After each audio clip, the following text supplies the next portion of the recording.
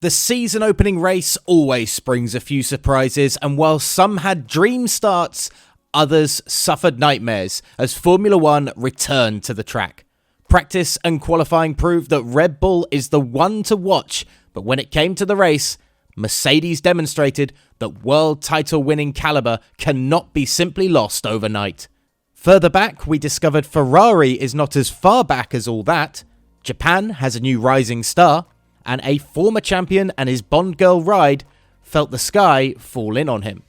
I'm Ollie Wilson from GPFans, and here's what we learnt from a blistering start in Bahrain.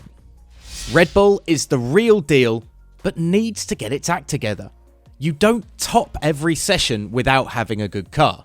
Max Verstappen took it to the limit as soon as he turned a wheel in anger, and with the gloves off, it quickly became clear Red Bull will deliver on its pre-season favourites form.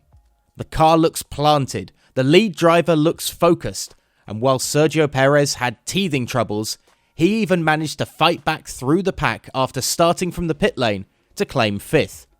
There is one problem to the end of this first chapter, however. Red Bull did not win.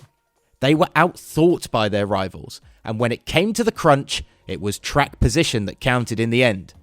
The verdict is looking good, but must do better. Hamilton gets to prove he can win in a bad car. Okay, so the Mercedes is far from a bad car, but it no longer looks the best, and Hamilton loves it. The world champion has had little competition in many of his seasons of success. At first glance, it seems that will not be the case this time. Mercedes was off the pace in testing. That was primarily due to the fact it is a low rake that has significantly been affected by the changes to the aerodynamic rules for this season. Gains have been made, along with the calibration of the power unit, but it is clear the W12 is still down on pace, underlined at a track where the team has excelled in the past. Hamilton had it tough on Sunday and had to call on many tools in his armoury that he has always had, but rarely had to use. Defending, positioning, pacing and calculating, finally, he was able to prove he has the mettle to match the magic. Good news now for the Tifosi, Ferrari's power problems seem to be over. The prancing horse has more horsepower now, and the difference is clear. Not only has the Works Ferrari team stepped up in performance, one of its supply teams, Alfa Romeo, has also significantly moved forward. This year's rule tweaks have reduced lap times overall, but analysis shows that Ferrari and Alfa Romeos have dropped the least. Charles Leclerc still finished a minute off the pace, however, so it's not all done yet. Hotter than a bowl of wasabi, Sonoda is hot property in Formula One. It has been said that Yuki Sonoda is the most exciting driver to emerge from the Red Bull stable since Max Verstappen. From his performance in Bahrain, there is already a buzz around the Japanese driver. The 20-year-old is no stranger to being challenged.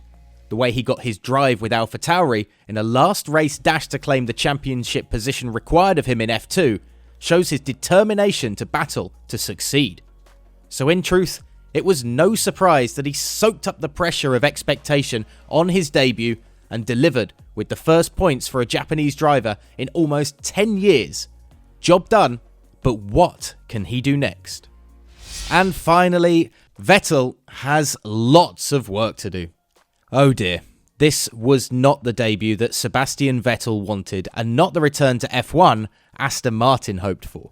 Amid all the 007 hype and the Honey Rider car tag, Bahrain massively missed the mark on the team's license to thrill promise. Former champion Vettel looked more like the hapless Johnny English than the super cool all-action spy James Bond as he dropped out of Q1, clumsily clattered into the rear of Esteban Ocon's Alpine in the race, and ended up last but one.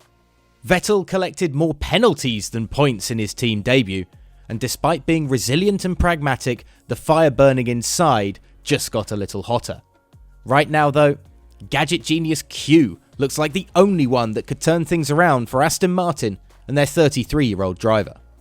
Is there anything else that we missed from our look back at the top 5 things we learnt from the Bahrain Grand Prix? And more importantly, are there any other James Bond puns that we could fit in to our next video? Let us know in the comments below. And in the meantime, like and subscribe to the GP Fans channel.